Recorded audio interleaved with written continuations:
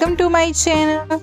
15 August નિમિત્તે આજે આપણે ટ્રાય કલર ઢોકળા બનાવવાના છે, જે એકદમ ઇન્સ્ટન્ટ છે કે તમે ભેગું કરો અને ઢોકળા બનીને રેડી થઈ જાય છે।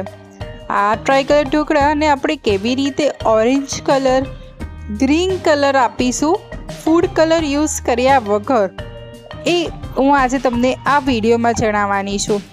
આ ટ્રાય કલર ઢોકળા તમે ગેસ્ટ આવ્યા હોય ત્યારે ફરસાણમાં બી બનાવી શકો છો કે બચ્ચાઓને ટિફિનમાં બી આપી શકો છો। એટલા ટેસ્ટી ઇન્સ્ટન્ટ બનીને રેડી થઈ જાય છે।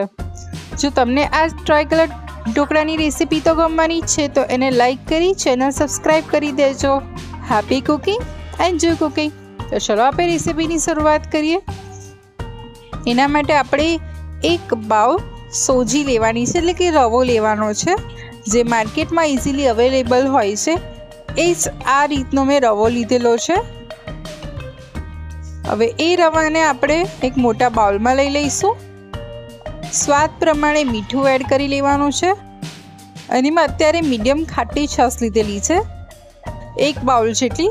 પહેલાં થોડી એડ કરી બધું સરસ મિક્સ કરી લેવાનું છે। તમે આની જગ્યાએ દહીં બી લઈ શકો છો, અને દહીં 1 કપ લીધા બાદ તમે એમાં પાણી એડ કરી શકો છો। આ રીતે ફરી થોડી છાશ લઈ ફરી મિક્સ કરીશું।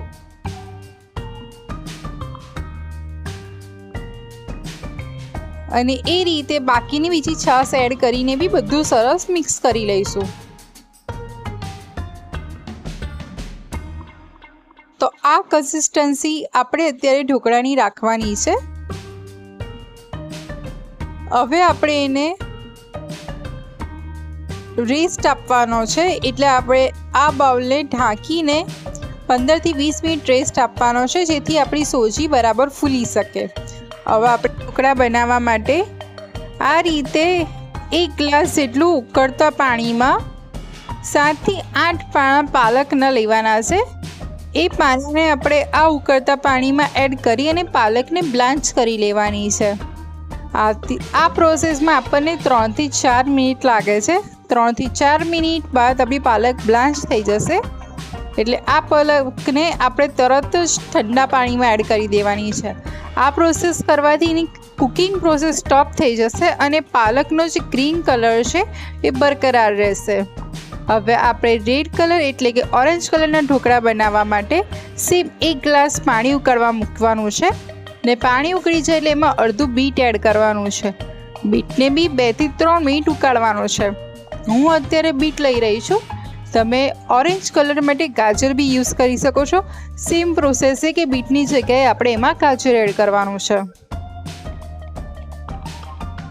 4 થી 5 મિનિટ બાદ આપણા બીટ સરસ એવા સોફ્ટ થઈ ગયા છે, એટલે એ સોફ્ટ થયેલા બાફીને બીટ જે એડ કરવાના છે મિક્સર જારમાં, થોડું પાણી એડ કરી અને એની આ રીતની પ્યુરી રેડી કરી લેવાની છે। હવે પ્યુરીને આપણે સ્ટ્રેનરમાં લઈ અને આ રીતે જેનું રેડ પાણી દે એ લઈ લેવાનું છે। હવે ગ્રીન કલર માટે આપણે જે પાલક બ્લાન્ચ કરી હતી એને મિક્સર જારમાં લઈ એની બી પ્યુરી રેડી કરી લેવાની છે। એની પ્યુરીને બી એક બાઉલમાં કાઢી લઈશું। હવે રેસ્ટ આપી ગયા બાદ આપણું બેટર રેડી થઈ ગયું છે। અત્યારે આપણે એની કોઈ જ કન્સિસ્ટન્સી સેટ નથી કરવાની, આ જ કન્સિસ્ટન્સી રાખવાની છે। એમાં આદુ મરચાંની પેસ્ટ 2 ચમચી અને અડધી ચમચી મરીનો પાવડર એડ કરી દઈશું। બધી વસ્તુને આપણે સરસ રીતે મિક્સ કરી લેવાની છે।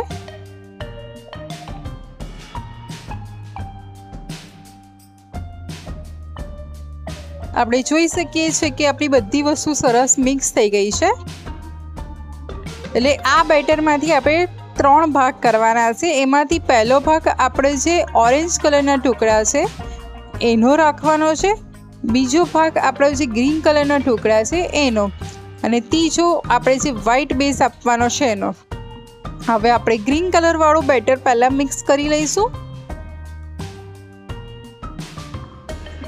તો આપણો પરફેક્ટ ગ્રીન કલર આવી ગયો છે। હવે સેમ આપણે ઓરેન્જ કલરવાળું બેટર બી મિક્સ કરી લઈશું।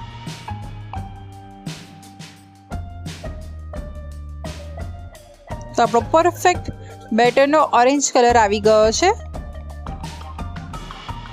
વ્હાઈટ બેઝની કન્સિસ્ટન્સી 2 ચમચી જેટલું પાણી એડ કરી અને એને બી સેટ કરી લઈશું.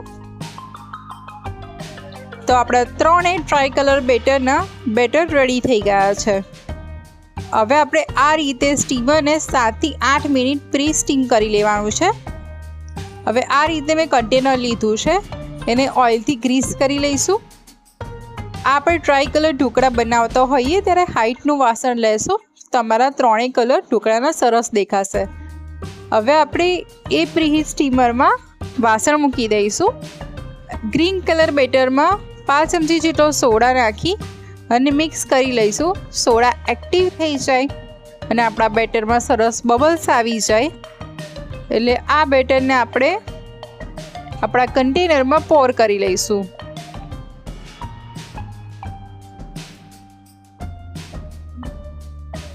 હવે આપણે એને 7 થી 8 મિનિટ સ્ટીમ થવા દઈશું. 8 મિનિટ બાદ આપણે હવે એના ઉપર વ્હાઈટ કલરના બેટરમાં બી 5 ચમચી જેટલો સોડા એડ કરી 1 ચમચી પાણી એડ કરી સોડા એક્ટિવ કરી લેવાનો છે.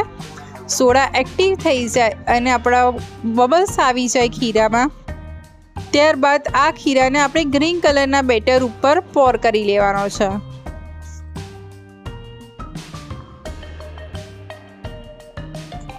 હવે આપણે આને બી 7 થી 8 મિનિટ સ્ટીમ કરવાનું છે. 7 થી 8 મિનિટ સ્ટીમ થઈ ગયા બાદ હવે આપણે એમાં ઓરેન્જ કલરનું જે બેટર બનાવ્યું હતું એમાં બી સેમ 5 ચમચી જેટલો સોડા લઈ 1 ચમચી પાણી રેડી સોડા એક્ટિવ કરી લેવાનો છે. સોડા એક્ટિવ થઈ જાય એટલે બરાબર મિક્સ કરી લેવાનું એટલે આપણા બેટરમાં બબલ્સ આવી જાય અને થોડું સોફ્ટ થઈ જાય.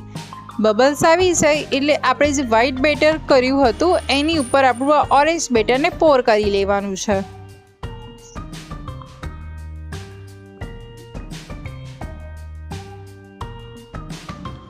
હવે આપણું ઇવન ઓરેન્જ બેટર પોર થઈ જાય ત્યારબાદ આપણે 10 મિનિટ એને સ્ટીમ કરવાનું છે.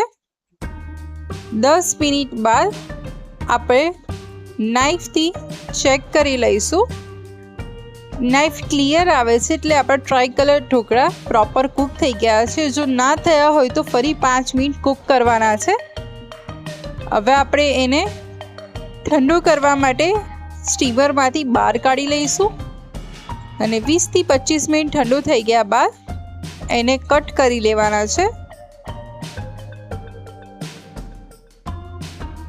હવે કટ થઈ જાય એટલે આપણે એને સાઈડ કરી લઈશું. હવે એને ઉપરનો જે વઘાર છે એના માટે આપણે સોસપેનમાં મોટી 3 ચમચી જેટલું સિંગતેલ લીધું છે. મેં અત્યારે સિંગતેલ લીધું છે કારણ કે સિંગતેલનો ટેસ્ટ સરસ લાગે છે. તમે એની જગ્યાએ કોઈ બી તેલ યુઝ કરી શકો છો.